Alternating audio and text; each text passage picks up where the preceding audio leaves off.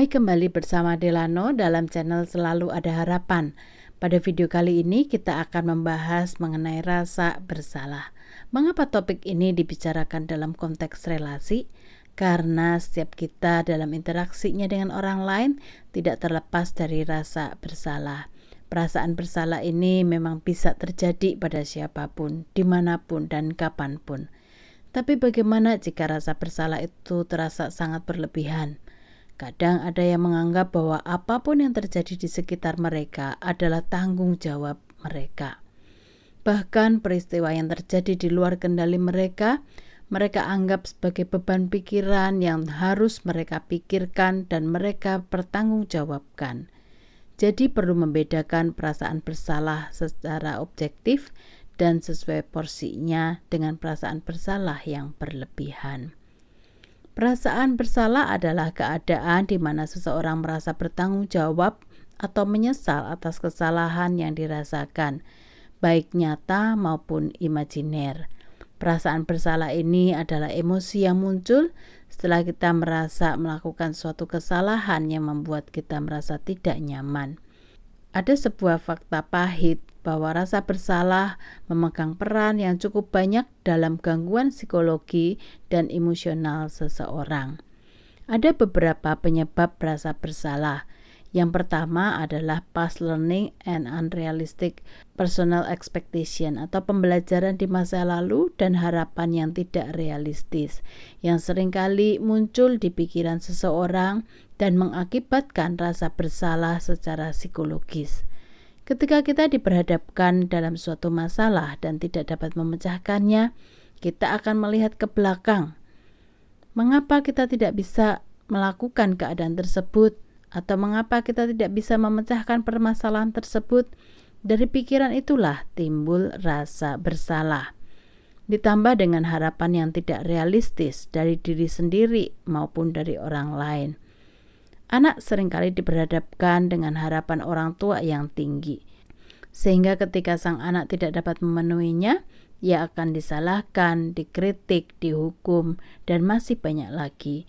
Perlakuan tersebut yang membuat anak merasa bersalah pada orang tuanya.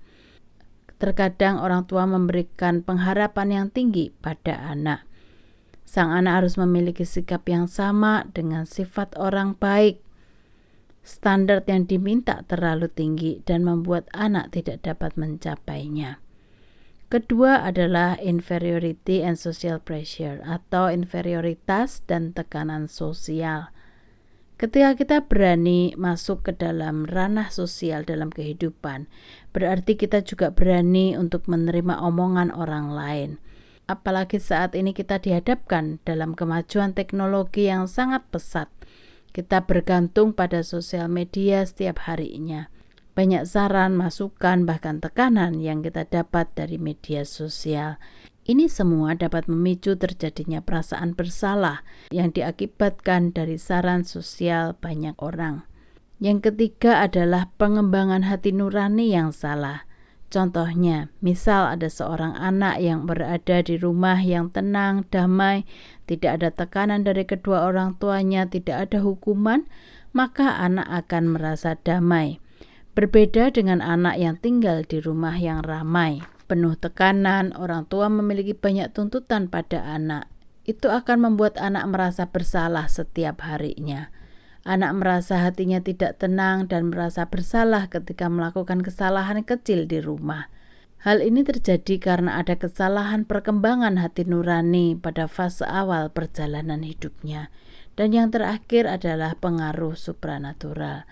Pada bagian ini rasa bersalah muncul akibat keyakinan dari diri seseorang tentang benar atau salah sesuai dengan keyakinan yang dianutnya. Rasa bersalah timbul akibat dosa manusia. Rasa bersalah akan membuat munculnya perasaan khawatir, depresi, kehilangan damai sejahtera, takut, rendah diri, kesepian, dan merasa jauh atau terpisah dari Tuhan. Bagaimana cara mengatasinya? Yang pertama, mengidentifikasi perasaan bersalah. Apa penyebabnya? Apakah tepat perasaan bersalahnya? Kita bisa mengidentifikasinya dengan bantuan kuadran ini. Apakah kita merasa bersalah karena melakukan kesalahan, atau merasa bersalah meskipun tidak melakukan kesalahan, atau tidak merasa bersalah karena tidak melakukan kesalahan, atau tidak merasa bersalah ketika melakukan kesalahan. Pada kuadran 1 dan kuadran 3, di situ sikap yang benar, tetapi kuadran 2 dan kuadran 4, di situ menunjukkan perasaan bersalah yang keliru. Bagaimana pengalaman di masa kecil berkaitan dengan rasa bersalah? Apakah standar tingkah laku yang orang tua tetapkan terlalu tinggi yang dapat dicapai oleh anak? Apa akibatnya kalau gagal memenuhi tuntutan orang tua tersebut? Bagaimana pengertian dan pengalaman dalam soal pengampunan? Apakah dalam rumah tangga sering ada kritikan, kutukan, dan maki-makian? Apa sebenarnya yang membuatnya merasa sangat bersalah saat ini? Nah, umumnya guilty feeling dimiliki seseorang sebagai akibat dari pendidikan moral pada masa lampau. Mungkin mempunyai rasa takut terhadap hukuman, rendah diri, merasa ditolak lingkungan, dan sebagainya. Yang kedua, pertobatan dan pengampunan. Pertobatan dan pengakuan dosa adalah hal yang terutama jikalau seseorang mau mengalami pengampunan. Akar dari masalah rasa bersalah sebenarnya bukan secara psikologis, tetapi secara spiritual.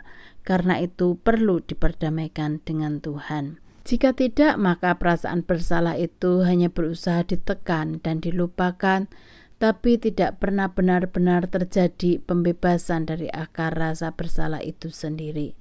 Yang ketiga, hidup dalam kesadaran hati nurani dan moralitas yang baik. Kita bisa saja melakukan kesalahan dimanapun dan kepada siapapun.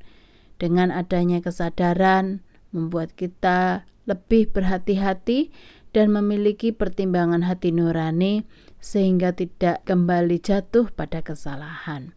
Oke, sampai di sini video kali ini. Selamat berefleksi dan mengidentifikasi diri. Jika terasa berat dalam pergumulan dan perasaan bersalah ini mempengaruhi kesehatan psikologis, bisa menghubungi kaum profesional untuk mendapatkan pertolongan lebih lanjut. Salam dari Delano, dan ingat, selalu ada harapan.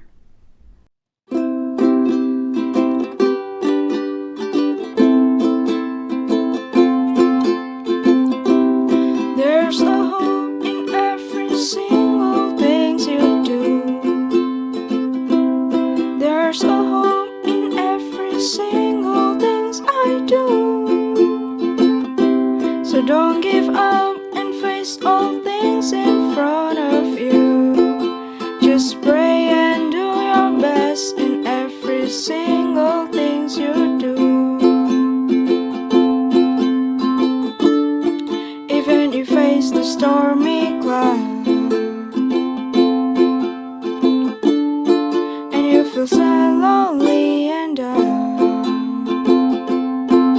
just remember that you're not alone.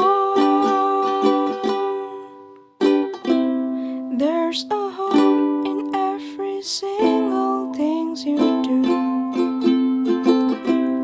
There's a hope in every single things I do. So don't give up and face all things in front of you. Just pray and do your best in every single things you do.